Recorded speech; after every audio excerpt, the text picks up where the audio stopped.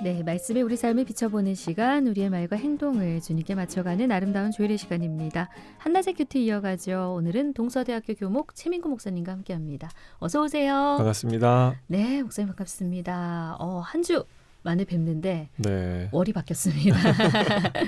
근데 시간이 너무 빨리 가는 것 같아요. 예, 정말 쏜살같이 지난다라는 말이 네. 맞는 것 같아요. 네. 예, 이제 올 한해도 2달 남은 건데 네. 또 이 한 해 또 잘 마무리를 해야 되지 않나라는 네.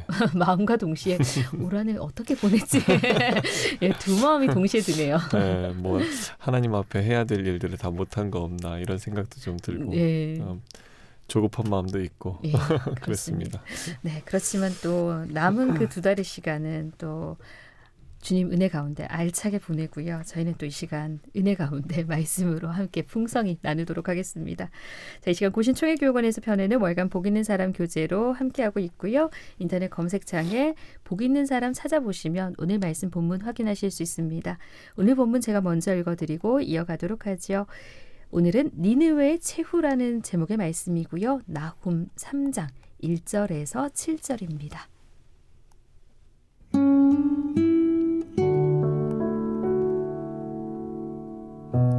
화 있을진저 피의 성이여 그 안에는 거짓이 가득하고 포악이 가득하며 탈취가 떠나지 아니하는도다. 휙휙하는 채찍 소리, 윙윙하는 병거 바퀴 소리, 뛰는 말, 달리는 병거, 충돌하는 기병, 번쩍이는 칼, 번개 같은 창, 죽임당한 자의 때, 죽음의 큰 무더기, 무수한 시체여 사람이 그 시체에 걸려 넘어지니 이는 마술에 능숙한 민모의 음녀가 많은 음행을 함이라. 그가 그의 음행으로 여러 나라를 미혹하고 그의 마술로 여러 족속을 미혹하느니라. 보라, 내가 내게 말하노니 만군의 여호와의 말씀에 내 치마를 걷어올려 내 얼굴에 이르게 하고 내 벌거벗은 것을 나라들에게 보이며 내 부끄러운 곳을 뭇 민족에게 보일 것이요 내가 또 가증하고 더러운 것들을 내 위에 던져 능욕하여 너를 구경거리가 되게 하리니 그때에 너를 보는 자가 다 내게서 도망하며 이르기를 니느웨가 황폐하였도다. 누가 그것을 위하여 애곡하며 내가 어디서 너를 위로할 자를 구하리요 하리라. 네, 오늘 묵상 노트 니느웨는 한때 주변 나라에 향락을 베풀고 타락한 문화를 선도하는 도시였습니다. 하지만 니느웨가 심판받아 패망할 때 그 곁에서 그를 그리워하며 위로하는 이는 없었습니다. 죄는 친구를 두지 않습니다. 이렇게 나와 있습니다. 네, 목사님, 저희가 오늘 나훔 마지막 이제 3장 1절에서 7절 말씀을 읽어드렸고 네. 이 말씀 좀 살펴보면서 이제 마지막 저희에게 주시는 메시지 어떤 네. 메시지인지 나눠보겠습니다. 이 나훔은 위로라는 뜻을 가지고 네. 있어요. 예. 아수르를 심판한다는 메시지를 이제 나훔서에서 담고 있는데 아수르를 심판하니까 이제 위로받는 민족이 있겠죠. 예. 하도 당한 네. 그 민족이 위로를 받는다는 뜻입니다. 그런데 오늘 이제 내용을 보니까 이제 아수르가 어떻게 잔인한 짓을 했는지 네. 이런 묘사들을 좀 해놨어요. 네. 우리 아나운서님 읽어주는 거를 제가 들으면서 시를 읊으신다 이런 느낌으로 들렸는데 사실 가만히 보면 굉장히 무서운 네. 표현들이 나와 있어요. 뭐 여기 보면 포악이 가득하고 탈취가 떠나지 않고 또 휙휙하는 채찍 소리, 윙윙하는 병거 바퀴 소리, 뛰는 말, 달리는 병, 그러니까 굉장히 빠른 속도로 지금 전쟁을 향해서 전쟁하기 위해서 그 공격하는 어떤 그런 묘사들을 지금 하고 있는 네. 거죠. 충돌하는 기병, 번쩍이는 칼, 번개 같은 창, 죽임당한 자의 때, 그래서 많은 사람들이 이제 죽게 되고 큰 무더기가 쌓일 만큼 네. 그런 시체 때문에 또 사람들이 지나가면서 걸려 넘어질 만큼 많은 사람들이 이제 죽게 된 그런 아수르의 악행들을 이제 묘사를 해놨습니다. 네. 근데 이제 뭐 뒤로 가면 그렇게 한 것처럼 이제 다시 아수르가 심판을 받을 것이다. 그러니까 우리가 심은 대로 거둔다고 네. 하는 것처럼 그런 심판을 받을 것이다. 이제 그런 얘기를 하고 있습니다. 이 아수르는 굉장히 좀 잔인한 민족으로 이제 역사 기록에 보면 나와 있어요. 그래서 아수르의 잔인성들을 보여주는 그런 어떤 그 아수르 왕이 자기가 스스로 기념비에 새긴 문구가 있는데 네. 좀 말하기에도 좀 너무 좀 그런 내용이에요. 사실은 이제 귀족들의 껍데기를 벗겼다. 또 3,000명의 포로를 불에 태워 죽였다. 또 나는 한 명의 포로도 남겨두지 않았고 그들의 손과 발을 자르고 코와 귀를 베어내기도 했다. 수많은 병졸에 눈을 도려내기도 했다. 그리고 통째로 막 굽기도 했다. 뭐 이런 그런 표현들이 이제 담겨 있습니다. 네. 굉장히 잔인한 민족으로 이제 알려져 있고 또 묘사가 되고 있고 그런 민족이었기 때문에 하나님께서 이 민족을 여기 보시면 이제 6절에 가서 보면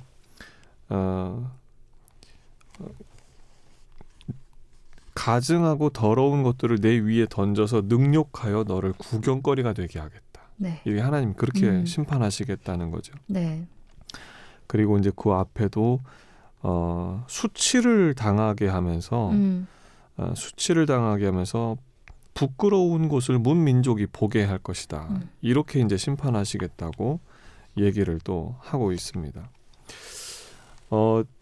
이 아수르는 그래서 이제 아주 표독스럽게 악행을 했기 때문에 역시 그대로 이제 그 돌려받는 네. 심판을 돌려받는 그런 날이 올 것을 예언하고 있는 것인데 사실 이 아수르의 수도가 이제 니느웨잖아요. 네. 근데 이 니느웨가 멸망할 수 전에 이제 멸망할 기회가 있었죠. 그때 요나가 네.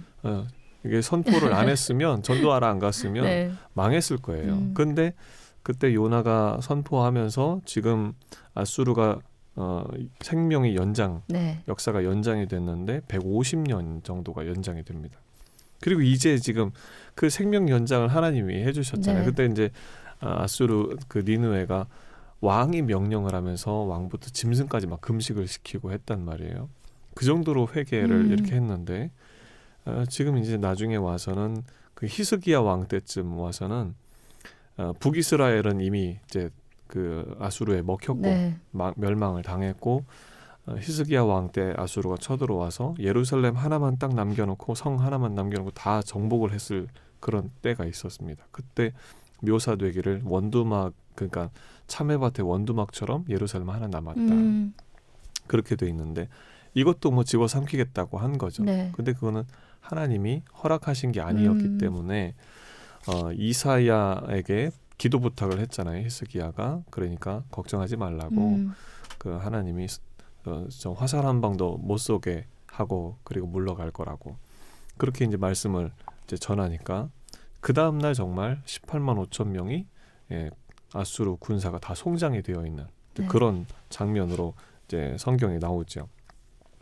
어쨌든 그렇게 되면서 그 당시에 이 사네립 왕이 열왕기하 19장에 보면 자기 본국으로 이제 돌아가서 얼마나 창피했겠어요.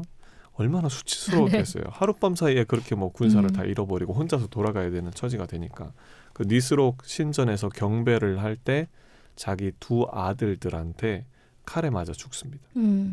그리고 나서 이제 국력이 그 길로 아수르는 완전히 쇠퇴하게 된 내리막길을 네. 걸으면서 나중에 이제 바벨론에게 먹히는 그런 꼴을 당하게 되는 거죠.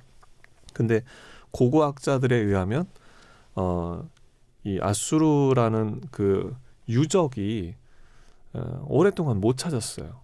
거의 한 2000년 동안 찾지 못하다가 나중에 영국의 그 고고학자가 이제 발견을 했는데 보니까 6m나 토사가 쌓여 있었다는 거예요. 그러니까 찾을 수가 없었던 거죠. 나일강이 범람하면서 토사를 계속 이제 그렇게 쏟아붓는데 뭐 이제 완전히 멸망당한 나라니까 그런 것조차도 극복해낼 수 있는 그런 힘이 없는 상태에서 그냥 토사가 그냥 물이 그냥 와가지고 조금씩 이렇게 덮는 그 토사를 그대로 다 맞으면서 결국 평토장 당해버리는 그런 존재가 되었다고 하는 겁니다.